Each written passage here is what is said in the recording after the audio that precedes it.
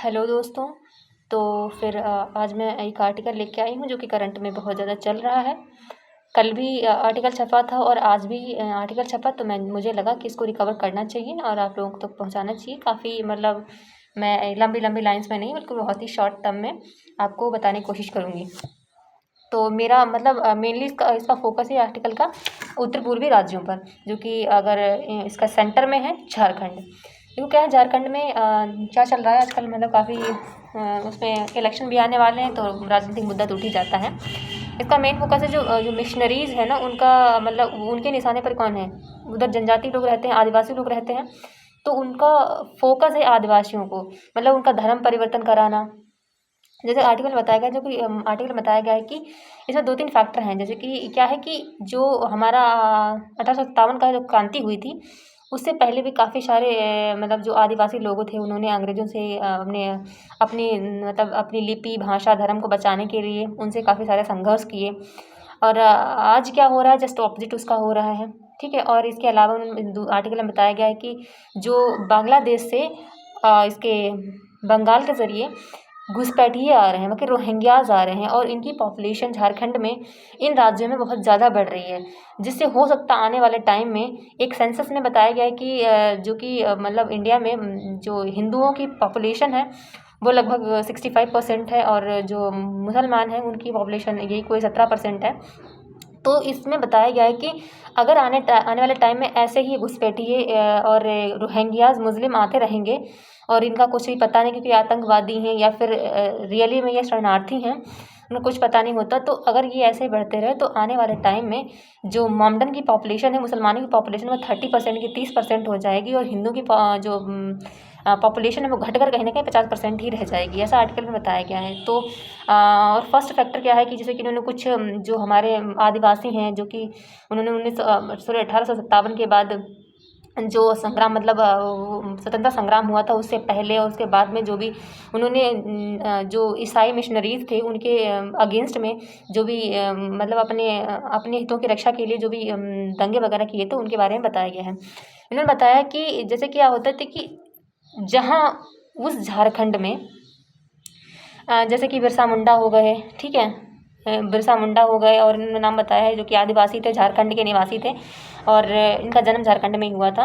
एक सन्यासी विद्रोह तो बहुत ही मतलब पॉपुलर रहा था उस टाइम का, जो कि जो हिंदू धर्म के लोग थे या फिर आदिवासी लोग थे, उनके धर्म स्थल पर जाने से अंग्रेज़ों ने रोका था, तो इसके विरुद्ध में सन्यासी विद्रोह चलाया गया था। और बिरसा मुंडा तो काफ़ी पॉपुलर पर्सन थे, जो कि मतलब आदिवासी थे। इन्होंने जो उस टाइम जो वहाँ के आदिवासी लोग थे, तो जो ईस्ट इंडिया कंपनी के जो मतलब वालों ने जो मिशनरीज, एक तो उनका जो आर्थिक रूप से शोषण कर रहे थे, उनका राजनीतिक शोषण कर रहे थे, साथ ही साथ उनका धार्मिक शोषण किस तरह से हो रहा था कि उन ज़्यादा से ज़्यादा आदिवासियों को ईसाई बनाया जा रहा था।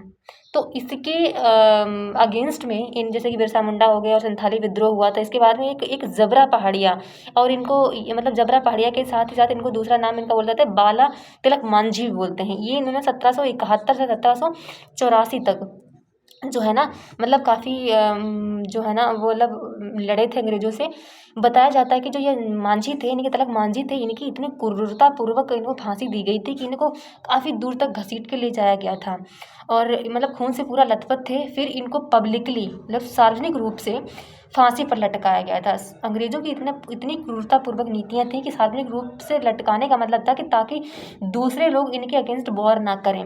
एक और नाम लेके है 1853 में सिद्धू और कान्हू मुर्मू थे। सिद्धू और कान्हू मुर्मू थे। इनका नारा था करो या मरो अंग्रेजों हमारी माटी छोड़ो, ठीक है, करो या मरो अंग्रेजों हमारी माटी छोड़ो। इन लोगों को भी इतना प्रताड़ित किया गया था, और सार्वजनिक रूप से पब्लिकली रूप से इनको बरगद के पेड़ में लटका दिया गया था। तो वही आर्टिकल में बताया गया है कि कहाँ उस टाइम में हमारे जो वो आदिवासी लोगों ने अपने धर्म को बचाने के लिए, संरक्षण देने के लिए अंग्रेज़ों से इस तरह से अपनी आत्मा की बलि दे दी, अपने शरीर की बलि दे दी, अपनी लिपि को, अपने धर्म को, अपनी मतलब संस्कृति को बचाने के लिए। आज वही झारखंड में हो रहा है, जो कि वो मतलब झारखंड के जो आदिवासी हैं या फिर उस एरिया के उत्तर पूर्वी राज्यों के जो आदिवासी, उनको ये मतलब सरकार को अवेयरनेस कैंपेन चलाना चाहिए कि जिस टाइम कहाँ आपके पूर्वजों ने आपको मतलब उस दूसरे धर्म से आपकी रक्षा की, आज वही क्या हो रहा है कि मतलब काफ़ी सारे चेंजेस मतलब वो सारे धर्म परिवर्तन कर रहे हैं। और एक रिपोर्ट है उसमें बताया गया है कि जहाँ मतलब जो बताया गया है यहाँ पर देखिए, जो इनकी आबादी है ना, किनकी, जो क्या बोलते हैं, मुंडा की आबादी जो है ना 12 लाख है। मुंडा की आबादी जहाँ 12 लाख थी, उसमें से 36% जो लोग हैं ना वो ईसाई हो चुके हैं। वहीं तिलक मांझी की आबादी जो है ना 27 लाख थी, उसके 8.5% लोग जो है ना वो ईसाई हो चुके हैं। इसके अलावा बांग्लादेश में और भी उराव जनजाति है, उनके 26% लोग ईसाई हो चुके हैं। इसी प्रकार से एक तो ये परेशानी बढ़ रही है कि वो लोग ईसाई हो रहे हैं, और कहाँ ईसाइयों से इन लोगों ने मतलब इनके पूर्वजों ने इनकी रक्षा की थी, आज वही हो रहा है वहाँ पर। इसके अलावा जो बंगाल से आ रहे घुसपैठियाँ हैं ना, जो घुसपैठिए हैं ना वो क्या कर रहे हैं कि वहाँ की जो महिलाएं हैं उनसे शादियां कर रहे हैं, और वहाँ का जो मतलब कि रीति रिवाज है कि महिलाओं को जो है ना उनकी ज़मीन मतलब दी जाती है उनको। हालांकि ये मतलब हमारे कॉन्स्टिट्यूशन में अमेंड किया गया है, लेकिन ऐसा होता हर जगह नहीं, लेकिन उधर होता है। तो वहाँ के लोग वहाँ की महिलाओं से शादी करके उनकी ज़मीन पर कब्जा कर रहे हैं। ठीक है, तो इस तरह से उनको कोई देश के बाहर भी नहीं कर सकता। तो ये बहुत बड़ी एक मतलब एक षड्यंत्र रचा जा रहा है। इसके अलावा एक मतलब रिपोर्ट आई, उसका नाम है the Tata institute of social sciences की रिपोर्ट में बताया है कि 2051 तक जो अगर ऐसा ही रहा तो कहीं ना कहीं हिंदुओं की पॉपुलेशन घट जाएगी, और जो इस मतलब अदर जो मुस्लिम वगैरह में जो कि पता नाजायज़ रूप से जो लोग आ रहे हैं उनकी पॉपुलेशन, उनको मिलाकर पॉपुलेशन मुस्लिमों की बढ़ जाएगी।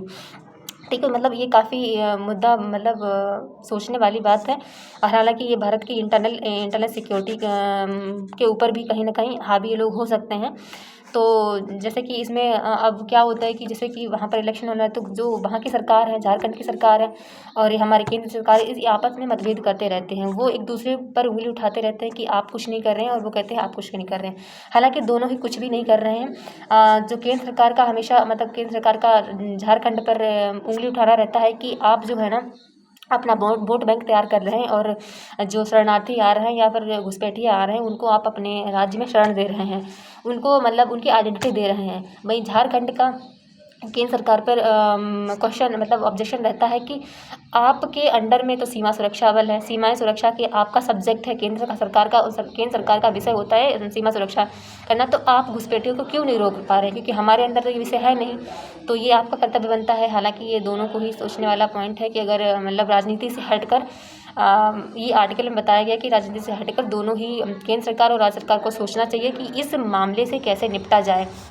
हालांकि समाधान बताया गया है, आर्टिकल में बताया गया है कि मतलब अवेयरनेस कैंपेन झारखंड की साइड में चलाया जाए, ताकि लोगों को बताया जाए कि आप मतलब अपने धर्म की रक्षा करिए। उनके धर्म की रक्षा के लिए जो है ना सरकार को कैंपेन चलाना चाहिए, उनको अवेयर करना चाहिए। उनकी धर्म लिपि नृत्य जो उनकी शैली है उसको संरक्षित करने के लिए काफ़ी सारे उनको मतलब इनिशिएटिव लिए जाने चाहिए, ताकि और घुसपैठियों को रोकने के लिए सीमा सुरक्षा में जो सिक्योरिटीज़ हैं उनको बढ़ाना चाहिए, और उनकी आइडेंटिटी मतलब उनकी आइडेंटिटी को उजागर करना चाहिए, ताकि जो हो रहा ईसाइयों के प्रति मंतांतरण या फिर घुसपैठियों के प्रति जो मंतांतरण हो रहा है उसको रोका जा सके।